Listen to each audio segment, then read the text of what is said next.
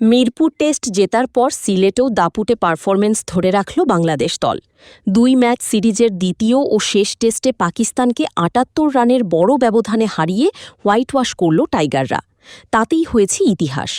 ঘরের মাটিতে টেস্ট ক্রিকেটে এবারই প্রথমবার পাকিস্তানকে হোয়াইট ওয়াশ করল বাংলাদেশ। সিলেট টেস্টের পঞ্চম দিনের প্রথম সেশনে ব্যাট করতে নেমেছে পাকিস্তান। অষ্টম উইকেটে ৫০-এর বেশি রানের জুটি গড়েন রিজওয়ান ও সাজিদ। তখনই জয়ের স্বপ্নও দেখছিল সফরকারীরা। এবার সেই জুটি ভাঙলেন টাইগার স্পিনার তাইজুল ইসলাম।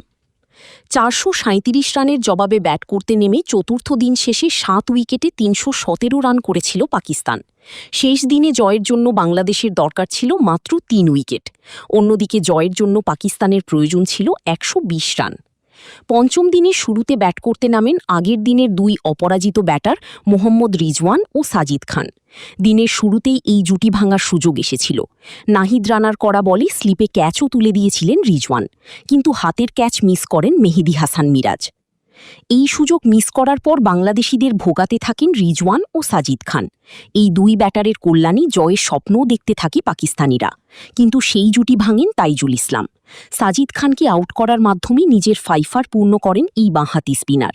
আউট হওয়ার আগে ৩৬ বলে ২৮ রান করেন সাজিদ। এদিকে সেঞ্চুরির পথেই ছিলেন পাকিস্তানি উইকেটকিপার ব্যাটার রিজওয়ান, কিন্তু তাকে শতক পূর্ণ করতে দেননি শরীফুল ইসলাম। মিরাজের হাতে ক্যাচ তুলে দেওয়ার আগে ৯৪ রান করেন রিজওয়ান। ১৬৬ বলে খেলা তার এই ইনিংসটি ১০টি চারে সাজানো। অন্যদিকে রানের খাতা খোলার আগেই আউট হন খুররাম শেহজাদ, আর ০ রানে অপরাজিত থাকেন মোহাম্মদ আব্বাস। বাংলাদেশের হয়ে সর্বোচ্চ ৬টি নেন বাঁহাতি স্পিনার তাইজুল ইসলাম। ৩৪.২ ওভার বল করে ১২০ রানের খরচায় ৬টি উইকেট পেয়েছেন তিনি। এছাড়া ২টি উইকেট নেন নাহিদ রানা, আর ১টি করে উইকেটের দেখা পেয়েছেন শরীফুল ইসলাম ও মেহেদী হাসান মিরাজ।